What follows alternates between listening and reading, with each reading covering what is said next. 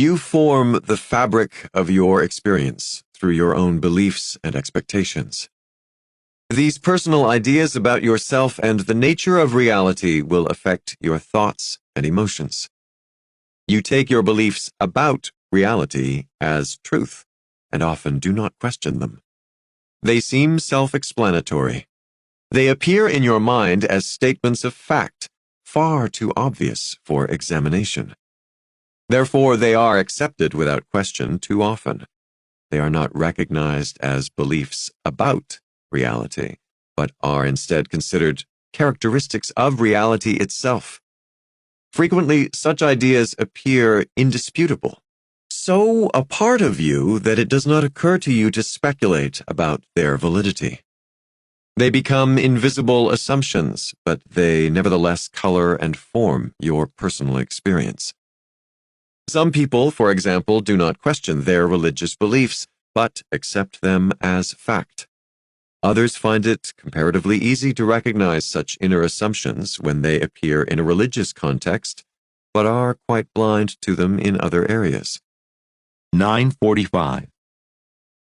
It is far simpler to recognize your own beliefs in regard to religion, politics, or similar subjects than it is to pinpoint your deepest beliefs about yourself and who and what you are, particularly in relationship with your own life. Many individuals are completely blind to their own beliefs about themselves and the nature of reality.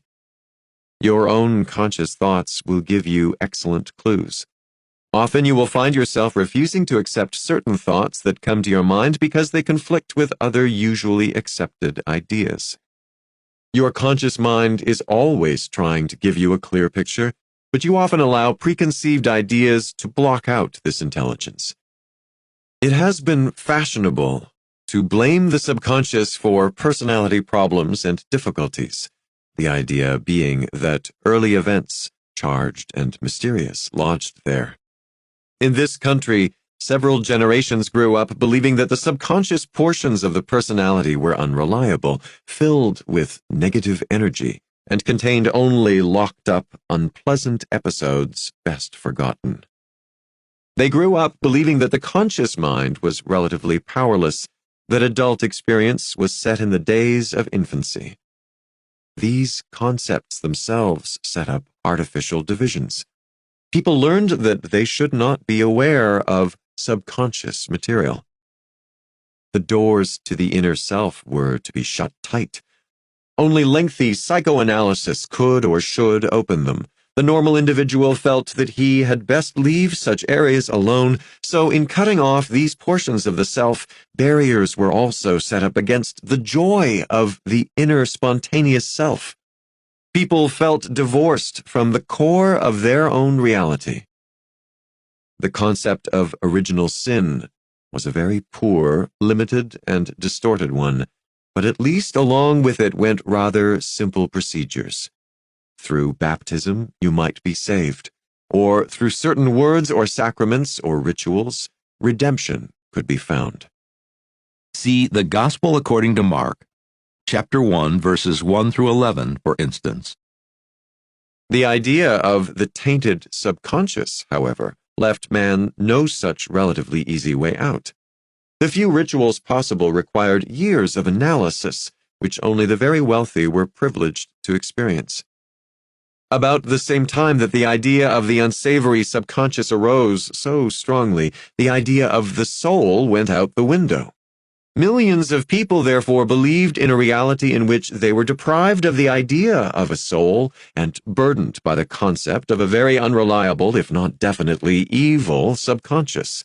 They saw themselves as vulnerable, solitary points of egos, riding perilously and unprotected upon the tumultuous waves of involuntary processes. Pause at 10:05. Certainly these sessions aren't spiritual in usual terms. Still in trance, Jane lit a cigarette. Her beer was gone, but since I had a little left in my glass, she reached over and helped herself. Jane learned on her own some time ago that a very moderate amount of alcohol goes well with the sessions. So does tobacco. Subsequent reading informed us that both substances depress the central nervous system. We think Jane combines the resulting spontaneity with her natural psychic abilities in these sessions. She doesn't begin tasting any beverage, however, until the session is underway. At about the same time, many intelligent people were realizing that organized religion's ideas of God and of heaven and hell were distorted, unjust, and smacked of children's fairy tales. For these individuals, there was no place to look for help. Under the circumstances, to look within would have seemed foolhardy, for they had been taught that this within contained the source of their problems to begin with. Those who could not afford therapy tried the harder to inhibit any messages from the inner self for fear they would become swallowed by the savage infantile emotions. Now, first of all, there are no limitations or divisions to the self, though for purposes of discussion, a word like ego may be used here because you understand what you think it means. You can indeed depend upon seemingly unconscious portions of yourself. As you will see later, you can become more and more consciously aware, therefore bringing into your consciousness larger and larger portions of yourself. 10:12. You breathe, grow, and perform multitudinous delicate and precise activities constantly, without being consciously aware of how you carry out such manipulations. You live without consciously knowing how to maintain this miracle of physical awareness in the world of flesh and time. The seemingly unconscious portions of yourself draw atoms and molecules from the air to form your image. Your lips move, your tongue speaks your name. Does the name belong to the atoms and molecules within your lips or tongue? The atoms and molecules move constantly, forming into cells, tissues, and organs. How can the name the tongue speaks belong to them?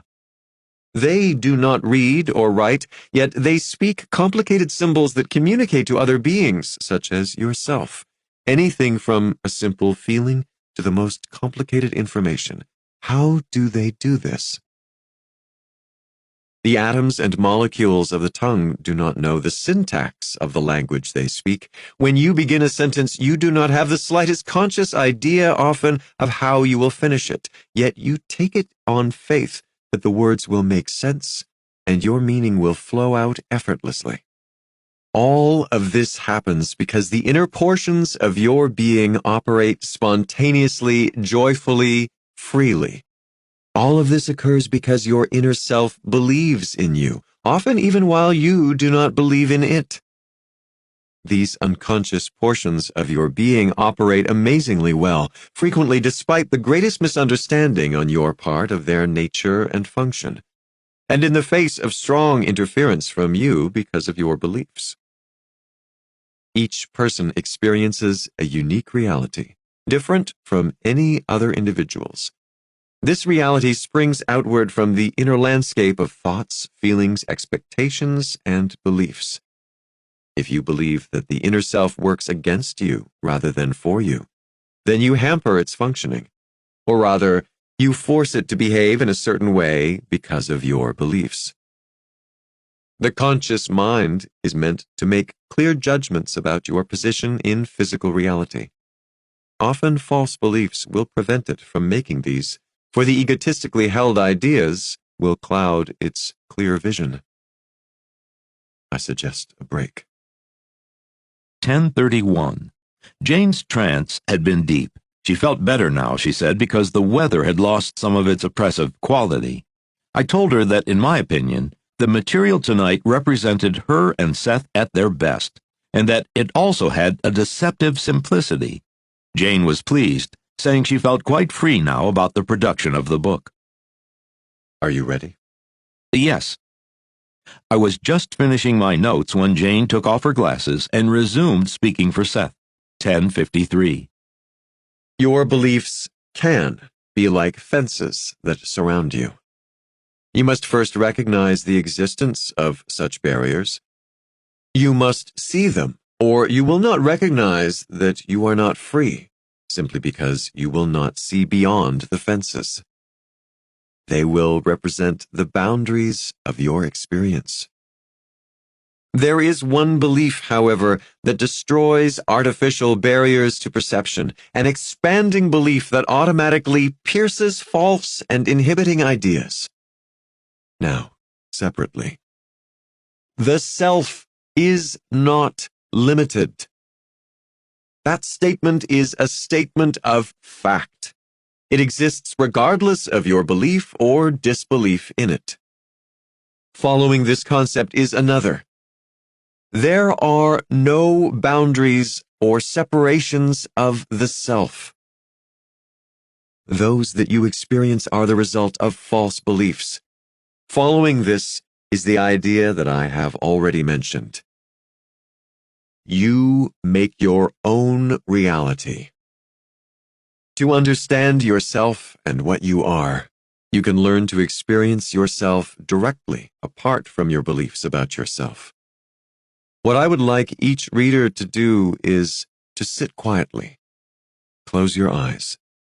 Try to sense within yourself the deep feeling tones that I mentioned earlier. In the 613th session in Chapter 1. This is not difficult to do.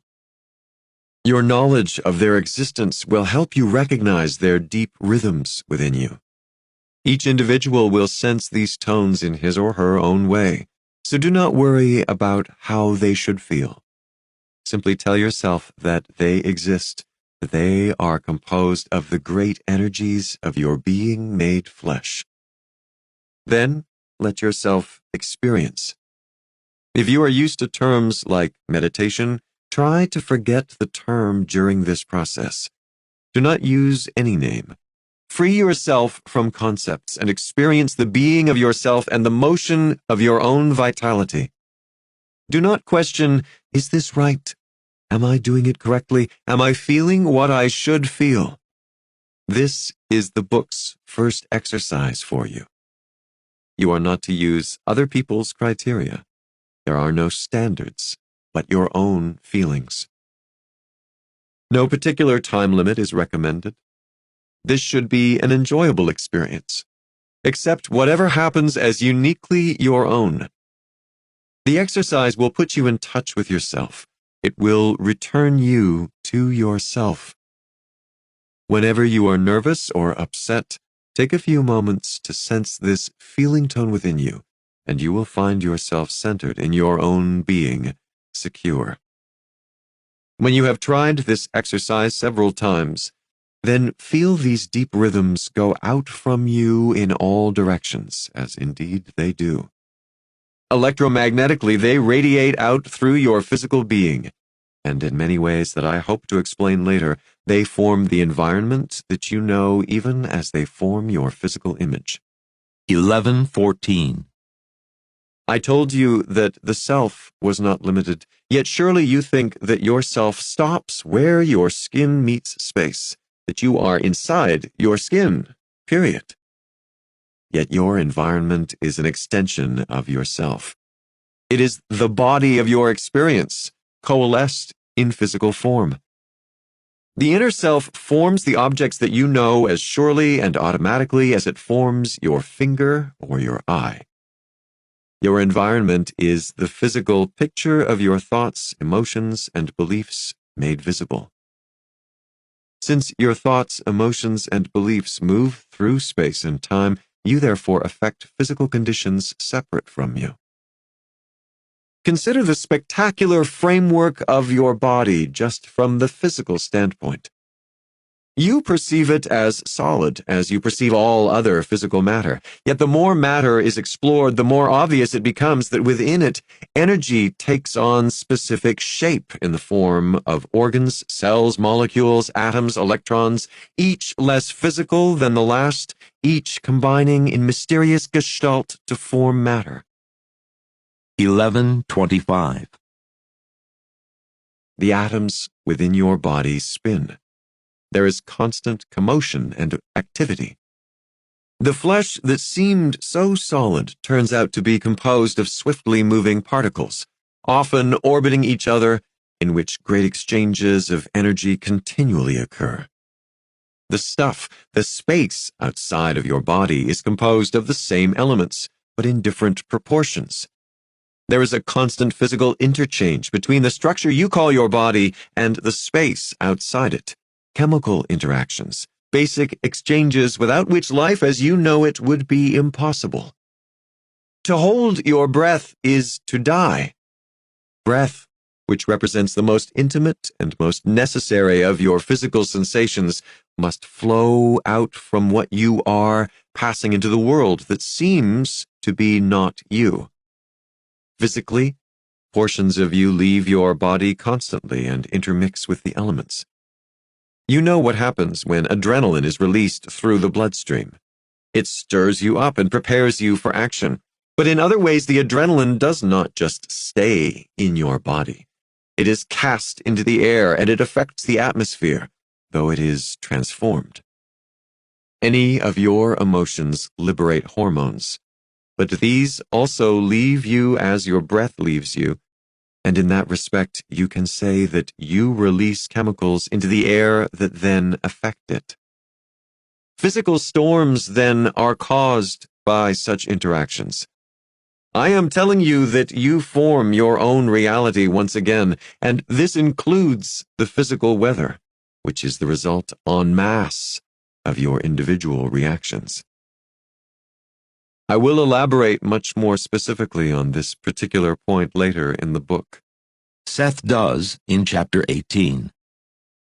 You are in physical existence to learn and understand that your energy, translated into feelings, thoughts, and emotions, causes all experience. There are no exceptions. Once you understand this, you have only to learn to examine the nature of your beliefs, for these will automatically cause you to feel and think in certain fashions. Your emotions follow your beliefs. It is not the other way around. I would like you to recognize your own beliefs in several areas. You must realize that any idea you accept as truth is a belief that you hold. You must then take the next step and say, it is not necessarily true even though I believe it. You will, I hope, learn to disregard all beliefs that imply basic limitations. You may take your break. 11:40. Jane was surprised to learn that almost 50 minutes had passed. Her delivery had become increasingly energetic and intent, and the session had turned into one of those occasions when she, and Seth, appeared to be quite capable of continuing half the night. I'd also picked up an infusion of energy. Because I was willing to continue, Jane changed her mind about ending the session here.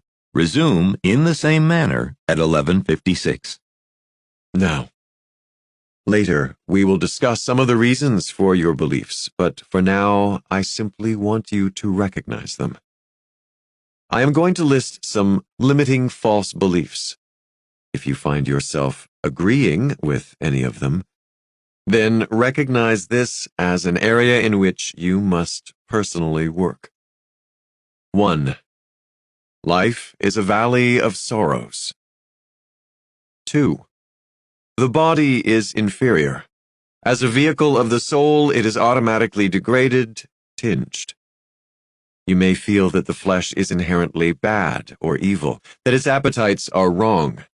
Christians may find the body deplorable, thinking that the soul descended into it, descent automatically meaning the change from a higher or better condition to one that is worse. Followers of Eastern religions often feel it their duty also to deny the flesh, to rise above it, so to speak, into a state where nothing is desired.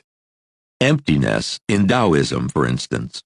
Using a different vocabulary, they still believe that earth experience is not desirable in itself. 3. I am helpless before circumstances that I cannot control. 4. I am helpless because my personality and character were formed in infancy, and I am at the mercy of my past. 5. I am helpless because I am at the mercy of events from past lives in other incarnations over which I now have no control. I must be punished, or I am punishing myself for unkindness done to others in past lives. I must accept the negative aspects of my life because of my karma. In Hinduism and Buddhism, karma is thought of as the total moral sum of an individual's acts in any one life, thus determining the person's fate or destiny in the next. Seth sees reincarnational lives as all existing at once, so there is constant give and take among them. A future life, then, can affect a past one, so karma, as it is usually considered, does not apply. 6. People are basically bad and out to get me. 7. I have the truth and no one else has. Or my group has the truth and no other group has. 8. I will grow frailer, sicker, and lose my powers as I grow old. 9. My existence is dependent upon my experience in flesh. When my body dies, my consciousness dies with it. Now, that was a rather general list of false beliefs. Now here is a more specific list of more intimate beliefs, any of which you may have personally about yourself. 1. I am sickly and always have been. 2. There is something wrong with money. People who have it are greedy, less spiritual than those who are poor. They are unhappier and snobs. 3. I am not creative. I have no imagination. Next, I can never do what I want to do. Next, people dislike me. Next, I am fat. That would be number 6. Then 7. I always have bad luck. 12:15. These are all beliefs held by many people. Those who have them will meet them in experience. Physical data will always seem to reinforce the beliefs, therefore, but the beliefs formed the reality. We are going to attempt to knock down such limiting concepts. First of all, you must realize that no one can change your beliefs for you, nor can they be forced upon you from without. You can indeed change them for yourself, however, with knowledge and application. Look about you. Your entire physical environment is the materialization of your beliefs. Your sense of joy, sorrow, health, or illness, all of these are also caused by your beliefs. If you believe that a given situation should make you unhappy, then it will, and the unhappiness will then reinforce the condition. Within you is the ability to change your ideas about reality and about yourself, to create a personal living experience that is fulfilling to yourself and others. I would like you to write down your beliefs about yourself as you become aware of them. Later, you can use this list in a way that you do not now suspect. Break or end of session, whatever you prefer. Well, I guess we'd better end it then. End at 12:25 a.m. Both of us felt much better now than we had before the session began. Session 615, September 18, 1972, 9:32 p.m., Monday. Jane has already had one session, a short one, today. The mail had brought us good news early this afternoon. We'd celebrated with a drink. Then Seth had come through. While we were eating supper this evening, Jane received a long-distance call from one of our visitors of last August. Regretfully, she had to tell him she'd had little time to work on the scientific projects discussed then, although she was still interested. While she was doing the dishes and thinking about this, she received an amusing flash from Seth.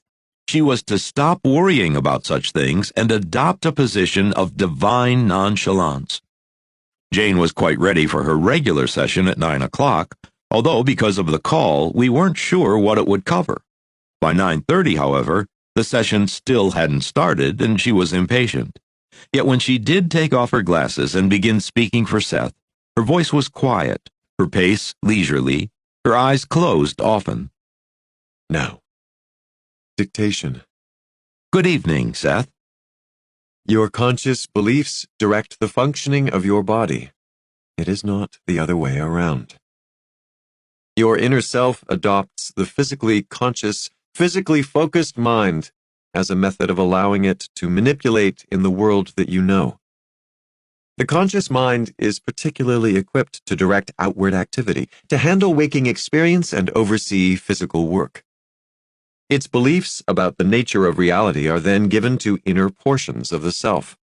These rely mainly upon the conscious mind's interpretation of temporal reality. The conscious mind sets the goals, and the inner self brings them about, using all its facilities and inexhaustible energy. The great value of the conscious mind lies precisely in its ability to make decisions and set directions. Its role is dual, however.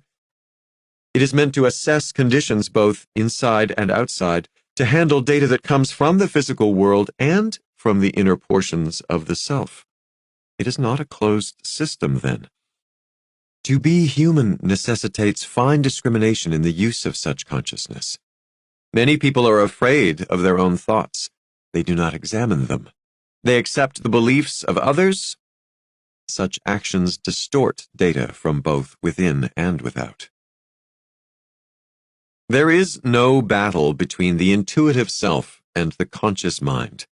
There only seems to be when the individual refuses to face all the information that is available in the conscious mind. Sometimes it seems easier to avoid the frequent readjustments in behavior that self-examination requires. In such cases, an individual collects many second-hand beliefs. Some contradict each other. The signals given to the body and to the inner self are not smoothly flowing or clear-cut, but a muddied jumble of counter-directions. These will immediately set off alarms of various natures. The body will not function properly, or the overall emotional environment will suffer. Such reactions are actually excellent precautions, meant to be taken as a sign that change is needed. At the same time, the inner self will transmit to the conscious mind insights and intuitions meant to clear its sight. But if you believe that the inner self is dangerous and not to be trusted, if you are afraid of dreams or any intrusive psychic material, then you deny this help and turn aside from it. 950. If you believe, moreover, that you must accept your difficulties, then this belief alone can deter you from solving them. I repeat, your ideas and beliefs form the structure of your experience. Your beliefs and the reasons for them can be found in your conscious mind. If you accept the idea that the reasons for your behavior are forever buried in the past of this life or any other, then you will not be able to alter your experience until you change that belief. I am speaking now of more or less normal experience. Later, we will discuss more particular areas, such as circumstances in which illnesses date from birth. The realization that you form your own reality should be a liberating one. You are responsible for your successes and your joys. You can change those areas of your life with which you are less than pleased, but you must take the responsibility for your being. Your spirit joined itself with flesh, and in flesh to experience a world of incredible richness, to help create a dimension of reality, of colors, and of form. Your spirit was born in flesh to enrich a marvelous area of sense awareness, to feel energy made into corporeal form. You are here to use, enjoy, and express yourself through the body. You are here to aid in the great expansion of consciousness. You are not here to cry about the miseries of the human condition, but to change them when you find them not to your liking through the joy, strength, and vitality that is within you, to create the spirit as faithfully and beautifully as you can in flesh. The conscious mind allows you to look outward into the physical universe and see the reflection of your spiritual activity, to perceive and assess your individual and joint creations. In a manner of speaking, the conscious mind is a window through which you look outward, and looking outward, perceive the fruits of your inner mind. Often you let false beliefs blur that great vision. Your joy, vitality, and accomplishment do not come from the outside to you as the result of events that happen to you. They spring from inner events that are the result of your beliefs. 10:06. Seth Jane, deep in thought, paused. Much has been written about the nature and importance of suggestion. One of the current ideas in vogue holds that you are constantly at the mercy of suggestion. Your own conscious beliefs are the most important suggestions that you receive. All other ideas are rejected or accepted according to whether or not you believe they are true, in line with the steady conscious chattering that goes on within your mind most of the day, the suggestions given to you by yourself. You will accept a suggestion given by another only if it fits in with your own ideas about the nature of reality in general and your concepts about yourself in particular. If you use your conscious mind properly, then, you examine those beliefs that come to you. You do not accept them willy-nilly. If you use your conscious mind properly, you are also aware of intuitive ideas that come to you from within. You are only half-conscious when you do not examine the information that comes to you from without, and when you ignore the data that comes to you from within. Many false beliefs, therefore, are indiscriminately accepted because you have not examined them. You have given the inner self a faulty picture of reality. Since it is the function of the conscious mind to assess physical experience, the inner self hasn't been able to do its job properly. If the inner portions of the self were supposed to have that responsibility, then you would not need a conscious mind.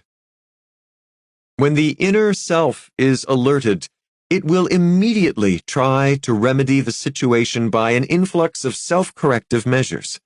On occasion, when the situation gets out of hand, it will bypass those restrictive areas of the conscious mind and solve the problem by shooting forth energy in other layers of activity. It will manage to work around the blind spots in the reasoning mind, for example. Often, it will sort out from the barrage of conflicting beliefs the particular set that is the most life-giving, and send these forth in what then appears as a burst of revelation. Such revelations result in new patterns that change behavior.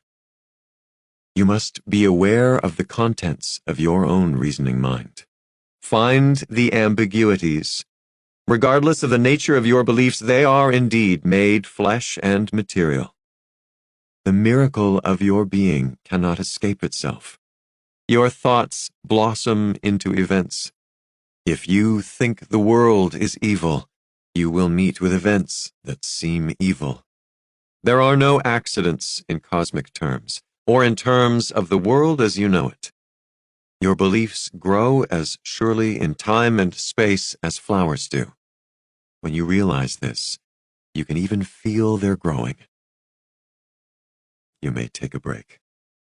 10:29 to 10:44. Now, resume dictation. The conscious mind is basically curious, open. It is also equipped to examine its own contents. Because of the psychological theories of the last century, many Western people believed that the primary purpose of the conscious mind was to inhibit unconscious material. Instead, as mentioned, it is also meant to receive and interpret important data that comes to it from the inner self. Left alone, it does this very well. It receives and interprets impressions. What has happened, however, is that man has taught it to accept only data coming from the outside world and to set up barriers against inner knowledge. Such a situation denies the individual his full strength and cuts him off consciously now from the important sources of his being. These conditions inhibit creative expression in particular and deny the conscious self the continuing emerging insights and intuitions otherwise unavailable. Thought and feeling then seem separate. Creativity and intellect do not show themselves as the brothers that they are, but often as strangers. The conscious mind loses its fine edge. It cuts out from its experience the vast body of inner knowledge available to it. Divisions, illusionary ones, appear in the self. Left alone, the self acts spontaneously as a unit, but as an ever-changing one. Listening to voices, both within and without, the conscious mind is able to form beliefs that are in league with the self's knowledge as received from material and non-material sources. Then examination of beliefs takes its place along with other activities, naturally, easily, without effort. Once the conscious mind has accepted a collection of conflicting beliefs, however, a definite attempt is necessary to sort these out. Remember, even false beliefs will seem to be justified in terms of physical data, since your experience in the outside world is the materialization of those beliefs. So you must work with the raw material of your ideas, even while your sense data may tell you that a given belief is obviously a truth. To change your experience, or any portion of it, then, you must change your ideas. Since you have been forming your own reality all along, the results will follow naturally. You must be convinced that you can alter your beliefs. You must be willing to try. Think of a limiting idea as a muddy color, and your life as a multidimensional painting that is marred. You change the idea as an artist would his palette. The artist does not identify with the color he uses. He knows he chooses them and applies them with a brush. So you paint your reality with your ideas in the same manner. You are not your ideas, nor even your thoughts. You are the self who experiences them. If a painter finds his hands stained with pigment at the end of a day, he can wash the stain off easily, knowing its nature. If you think that limiting thoughts are a portion of you, permanently attached, therefore, you will not think of washing them off. You would behave instead like a mad artist who says, "My paints are a part of me. They have stained my fingers, and there is nothing I can do about it." There is no contradiction, though there may seem to be, between spontaneously being aware of your thoughts and examining them. You do not have to be blind to be spontaneous. You are not being spontaneous when you indiscriminately accept as your own for a fact every bit of data that comes to you. 11:10. Many beliefs would automatically fall away quite harmlessly if you were being truly spontaneous. Instead, you often harbor them. Previous limiting ideas accepted figuratively form a restraining bed, gathering other such materials so that your mind becomes filled with debris. When you are spontaneous, you accept the free nature of your mind, and it spontaneously makes decisions as to the validity or non-validity of data it receives. When you refuse to allow it this function, it becomes cluttered. No apple tree tries to grow violets. Quite automatically, it knows what it is, and the framework of its own identity and existence. You have a conscious mind, but this is only the topmost portion of your mind. Much more of it is available to you. Much more of your knowledge can be conscious, therefore. But a false belief, a limiting one, is as ambiguous to your nature as any apple tree's idea that it was a violet plant. It could not produce violets, nor could it be a good apple tree while it tried to. The mistaken belief is one that does not fit the basic conditions of your inner being. So if you believe that you are at the mercy of physical events, you entertain a false belief. If you feel that your present experience was set in circumstances beyond your control, you entertain a false belief. You had a hand in the development of your childhood environment. You chose the circumstances. This does not mean that you are at the mercy of those circumstances. It means that you set challenges to be overcome, set goals to be reached, set up frameworks of experience through which you could develop, understand, and fulfill certain abilities. 1129. The creative power to form your own experience is within you now, as it has been since the time of your birth and before. You may have chosen a particular theme for this existence, a certain framework of conditions, but within these you have the freedom to experiment, create, and alter conditions and events. Each person chooses for himself the individual patterns within which he will create this personal reality. But inside these bounds are infinite varieties of actions and unlimited resources. The inner self is embarked upon an exciting endeavor in which it learns how to translate its reality into physical terms. The conscious mind is brilliantly attuned to physical reality then, and often so dazzled by what it perceives that it is tempted to think physical phenomena is a cause rather than a result. Deeper portions of the self always serve to remind it that this is not the case. When the conscious mind accepts too many false beliefs, particularly if it sees that inner self as a danger, then it closes out these constant reminders. When this situation arises, the conscious mind feels itself assailed by a reality that seems greater than itself, over which it has no control. The deep feeling of security in which it should be anchored is lost. The false beliefs must be weeded out so that the conscious mind can become aware of its source once again and open to the inner channels of splendor and power available to it. 1140. The ego is an offshoot of the conscious mind, so to speak. The conscious mind is like a gigantic camera, with the ego directing the view and the focus. Left alone, various portions of the identity rise and form the ego, degroup and reform, all the while maintaining a marvelous spontaneity and yet a sense of oneness. The ego is your idea of your physical image in relation to the world. Your self-image is not unconscious then. You are quite aware of it, though often you reject certain thoughts about it in favor of others. False beliefs can result in a rigid ego that insists upon using the conscious mind in one direction only, further distorting its perceptions.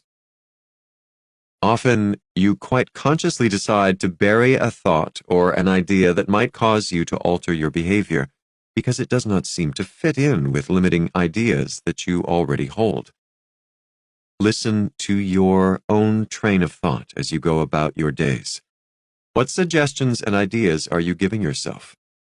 Realize that these will be materialized in your personal experience. Many quite limiting ideas will pass without scrutiny under the guise of goodness. You may feel quite virtuous, for example, in hating evil, or what seems to you to be evil. But if you find yourself concentrating upon either hatred or evil, you are creating it. If you are poor, you may feel quite self-righteous in your financial condition, looking with scorn upon those who are wealthy, telling yourself that money is wrong, and so reinforcing the condition of poverty.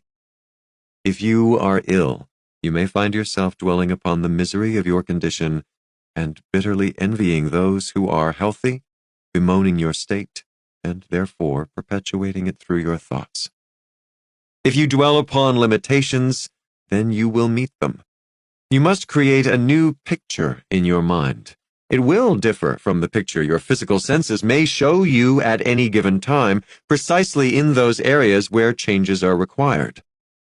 Hatred of war will not bring peace, for example.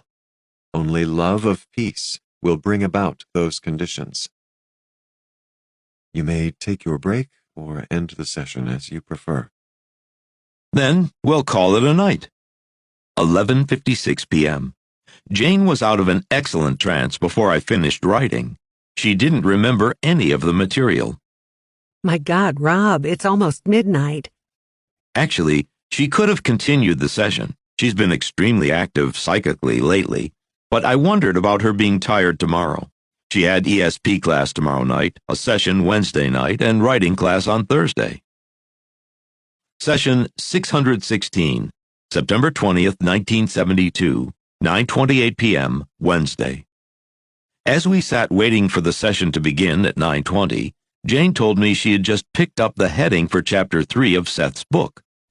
Telepathy and belief gathering, or idea gathering. She wasn't sure which. We'll see how close she came. At 9:25, she said, I'm getting ready to start now. I can tell.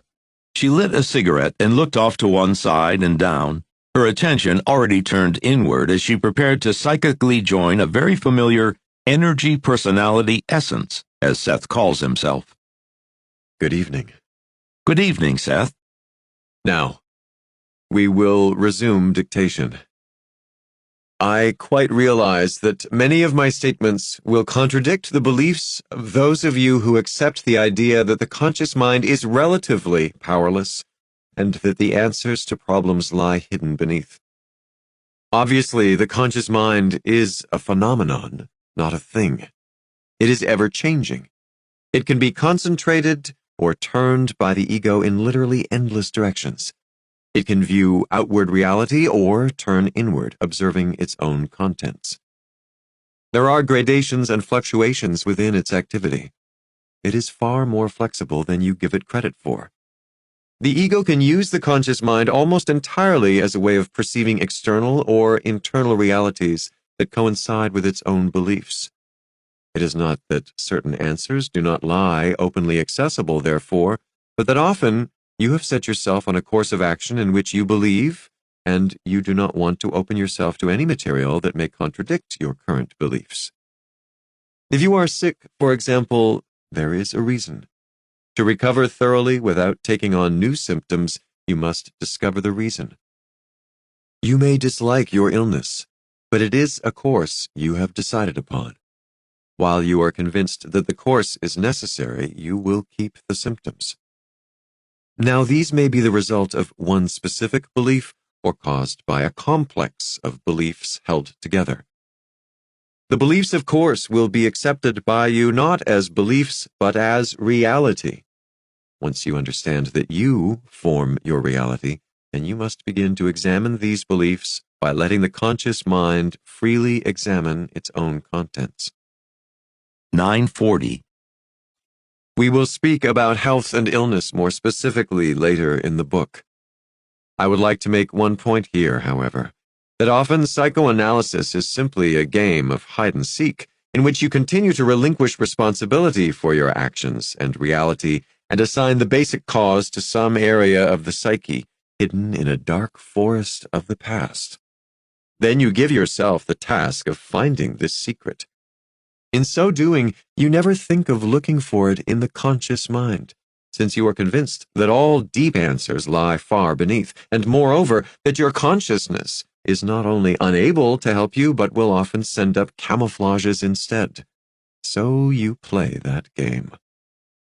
When and if you manage to change your beliefs in that self-deceptive framework, then any suitable, forgotten event from the past will be used as a catalyst. One would do as well as another. Pause at 9:45, one of many. Now, rock music began to blare out from one of the apartments below us. I felt the very floor vibrate, but Jane, in trance, didn't seem to be bothered. The basic beliefs, however, were always in your conscious mind, and the reasons for your behavior. You simply had not examined its contents with the realization that your beliefs were not necessarily reality, but often your conceptions of it. At the same time, in psychoanalysis, you are often programmed to believe that the unconscious, being the source of such dark secrets, cannot be counted upon as any bed of creativity or inspiration, and so you are denied the help that the inner portions of the self could give to your consciousness. Usually, when you do examine your conscious mind, you do so looking through or with your own structured beliefs. The knowledge that your beliefs are not necessarily reality will allow you to be aware of all the data that is consciously available to you. I am not telling you to examine your thoughts so frequently and with such vigor that you get in your own way, but you are not fully conscious unless you are aware of the contents of your conscious mind. I am also emphasizing the fact that the conscious mind is equipped to receive information from the inner self, as well as the exterior universe. I am not telling you to inhibit thoughts or feelings. I am asking that you become aware of those you have. Realize that they form your reality. Concentrate upon those that give you the results that you want. If you find all of this difficult, you can also examine your physical reality in all of its aspects. Realize that your physical experience and environment is the materialization of your beliefs. If you find great exuberance, health, effective work, abundance, smiles on the faces of those you meet, then take it for granted that your beliefs are beneficial. If you see a world that is good, people that like you, take it for granted again that your beliefs are beneficial. But if you find poor health, a lack of meaningful work, a lack of abundance, a world of sorrow and evil, then assume that your beliefs are faulty and begin examining them. We will later discuss the nature of mass reality, but for now we are dwelling upon the personal aspects.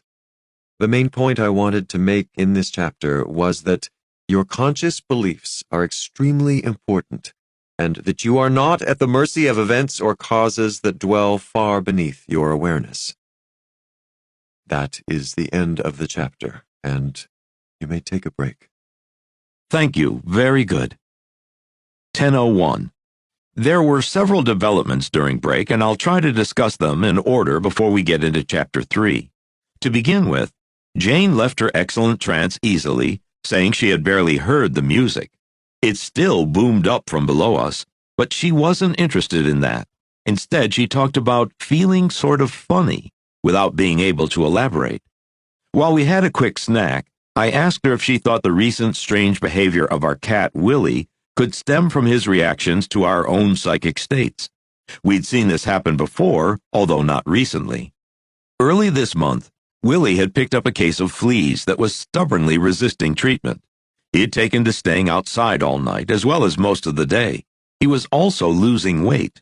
Our other cat, Rooney, had always seemed to be immune to us in such matters, and even now was conducting himself in his usual leisurely fashion. Willie was outside now, in a light rain that had begun a couple of hours ago. At supper time, he'd actually seemed to feel that the inside of the house was forbidden territory, and had refused to come in. Now I went down the back stairs and called for him as I circled the house. No Willie. I met Jane in the front hall. Here the music was even louder, thundering out from the first-floor apartment. Once we were back upstairs in our living room, the music led me to talk about peer groups involving young people. We like rock and often dance to it. It's alive and vital. I also believe that Jane uses its energy when we hear it in the house during sessions. I commented upon the value many youths obviously placed upon conforming in their nonconformity. Jane described her own similar intense concerns in high school and college. I had evidently chosen not to be much influenced by those factors, though. I'd always been something of a loner. I asked that Seth comment upon Willie's behavior, if he cared to, after dictation. Then Jane said, I knew I was feeling funny tonight. Now I get it. It's like I've got 3 channels from Seth going at once. I've even got directions.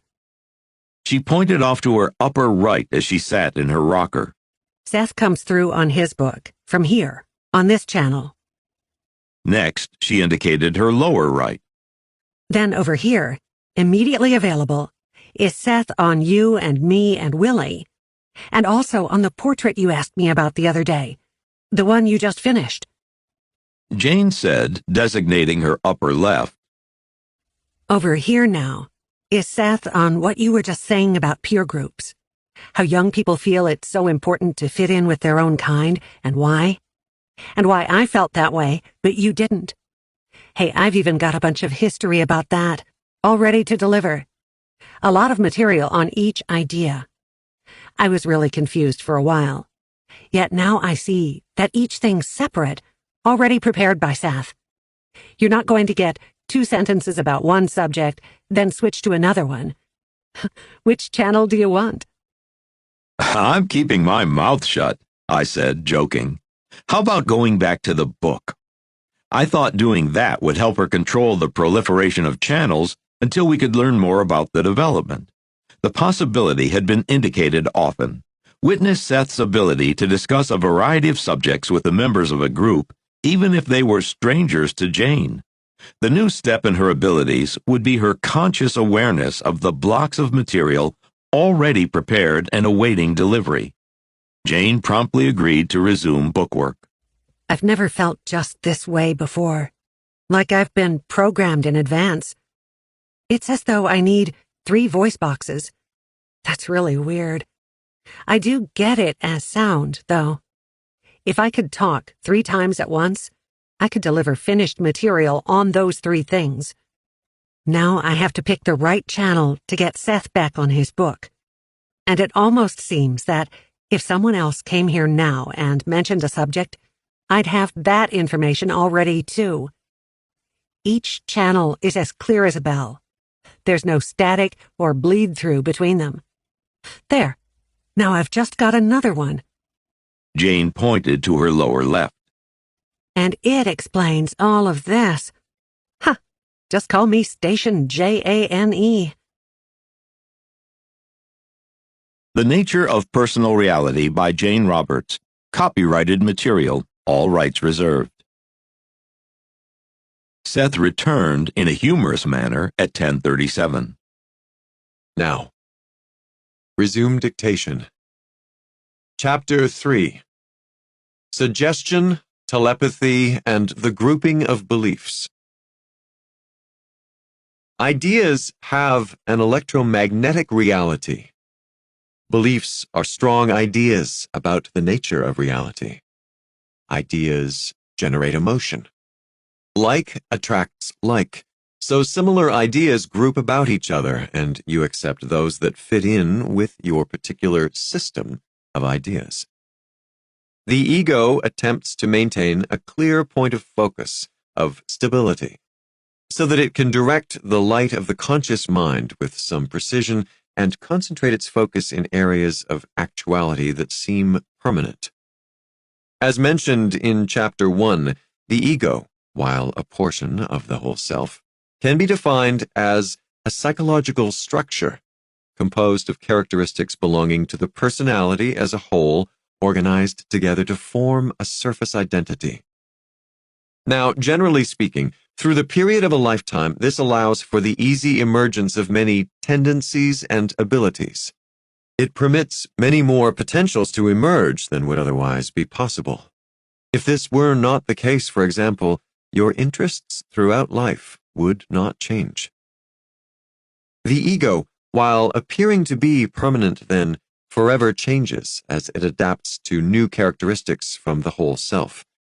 In larger terms, Seth's ideas as to what the whole self is take in a great deal, with reincarnation and probable personalities, for instance, being only 2 of the concepts involved. The safest thing to say would be that each session even adds to our knowledge of what a constantly expanding whole self can be. See both the Seth Material and Seth Speaks. And lets others recede.